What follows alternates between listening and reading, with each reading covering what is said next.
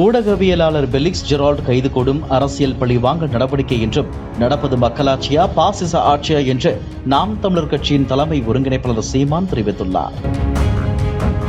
இது தொடர்பாக அவர் வெளியிட்டுள்ள அறிக்கையில், ரெட்பிக்ஸ் ஊடகத்தின் நிறுவனரும் ஊடகவியலாளருமான அன்பு தம்பி பெலிக்ஸ் ஜெரால்ட் அவர்களை கைது செய்திருக்கும் திமுக அரசின் பழிவாங்கும் போக்கு கடும் கண்டனத்திற்குரியது.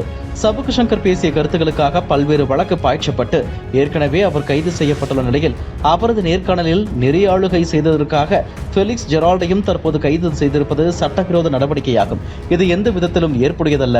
பங்கேற்பாளரின் கருத்துக்கு நெறியாளரையும் சேர்த்து கைது செய்யும் இந்த செயல்பாடு ஊடக சுதந்திரத்தை குழிதோண்டி புதைக்கும் கொடுஞ்செயலாகும். இது ஊடக சரணாயகத்திற்கு முற்றிலும் எதிரானது. காட்சி ஊடகங்கள் வலையொலிகளின் நேர்காணல்களில் பங்கேற்பாளர்கள் பேசும் கருத்துக்களுக்கு அதன் நெறியாளர்களோ அதனை ஒளிபரப்பும் ஊடகங்களோ ஒருபோதும் பொறுப்பேற்பதில்லை என்பது அடிப்படை ஊடக செயல்பாடு. அப்படி இருக்கையில் எதற்காக இந்த கைது நடவடிக்கை? திமுக அரசின் மீது விமர்சனங்களை வைக்கும் பத்திரிகையாளர்களுக்கும் அரசியல் விமர்சகர்களுக்கும் வெளிப்படையாக விடுக்கும் அச்சுறுத்தல் இல்லையா இது? திமுக ஆட்சியின் கொடுங்கோன்மையை பேசியவர்கள் எல்லாம் குறிவைத்து அடக்குமுறைக்கும் ஒடுக்குமுறைக்கும் ஆளாவார்கள் என்றால் நடப்பது மக்களாட்சியா இல்லை பாசிச ஆட்சியா? பேரவலம் தம்பி சவுக்கு சங்கர் காவல்துறையினர் குறித்து தெரிவித்த கருத்துகள் தவறானவை. அதனை ஏற்க முடியாது. அப்பேச்சுக்காக அவரை சட்டப்படி நடவடிக்கைக்கு உட்படுத்துவதில் நமக்கு எந்த சிக்கலும் இல்லை.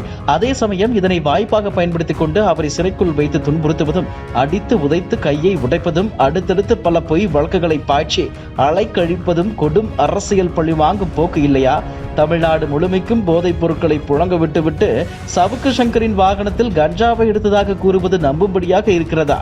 எப்போது வேண்டுமானாலும் கைது செய்யப்படலாம் எனும் நிலையில் இருந்த சவுக்கு சங்கர் தனது வீட்டிலும் அலுவலகத்திலும் வாகனத்திலும் கஞ்சாவை வைத்துக் கொண்டு சுற்றுவாரா? எதற்கு இத்தனை திரைக்கதை அமைக்கிறீர்கள் பெருந்தகைகளே? அம்மையார் இந்திரா காந்தியின் ஆட்சி காலத்தில் அவசர நிலையின் போது காவல்துறையால் சிறைக்குள் துன்புறுத்தப்பட்டதை இன்றளவு பேசும் ஐயா ஸ்டாலின் அவர்கள் காவல்துறையை வைத்துக் கொண்டு இத்தகைய கொடூரங்களை நிகழ்த்தலாமா? இதுதான் சமூக நீதி ஆட்சியா இல்ல விடியல் ஆட்சியா? வெட்கக்கேடு. திமுக கடந்த காலங்களில் காட்டிய பாசிச முகத்தை மீண்டும் காட்ட தொடங்குகிறதா?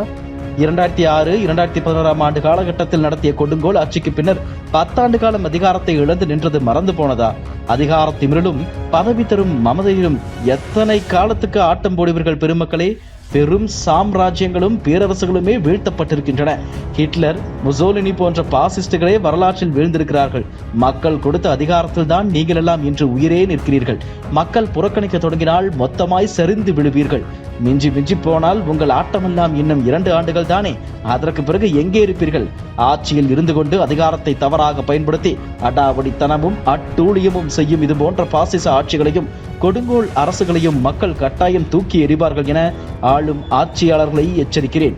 இதோடு ஊடகவியலாளர் தம்பி பெலிக்ஸ் ஜெரால்ட் மீதான வழக்கையும் கைது நடவடிக்கையும் தம்பி சவுக்கு சங்கர் மீது சட்டத்திற்கு புறம்பாக கட்டவிழ்த்து விடப்படும் வன்முறையையும் புனையப்படும் பொய் வழக்குகளையும் அவர் மீதான அரசின் பழி வாங்கும் போக்கையும் வன்மையாக எதிர்க்கிறேன் என குறிப்பிட்டுள்ளார். இதுபோன்ற செய்திகளை மேலும் தெரிந்து கொள்ள எங்களது யூடியூப், ஃபேஸ்புக் மற்றும் ட்விட்டர் ஆப்களை சப்ஸ்கிரைப் செய்யவும்.